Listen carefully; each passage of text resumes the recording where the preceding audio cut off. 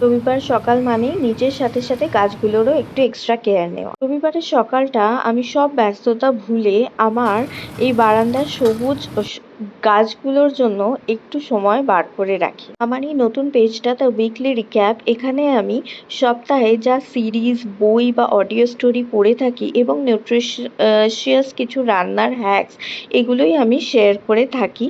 আজকে ভাবলাম যে রান্নাঘর থেকে বেরিয়ে একটুখানি প্রকৃতির কাছাকাছি যাওয়া যাক। গাছ রাখাটা সহজ, কিন্তু তাদের মেনটেন করা খুবই কঠিন কাজ। আর গাছ রাখলে সেই চারপাশের জায়গাটা পরিষ্কার পরিচ্ছন্ন রাখাটাও একটা অনেক বড় চ্যালেঞ্জ।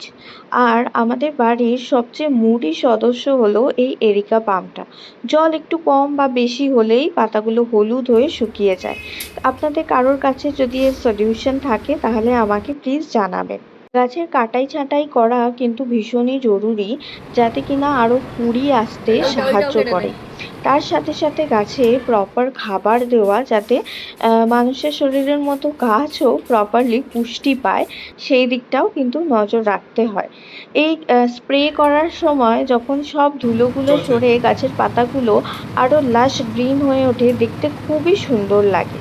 তবে এই গাছের চারপাশ পরিষ্কার রাখা, একটু সার দেওয়া বা কাটাই ছাঁটাই করা, সময় মতো জল দেওয়া, এগুলো কিন্তু আমার ক্ষেত্রে একটা থেরাপির মতো কাজ করে।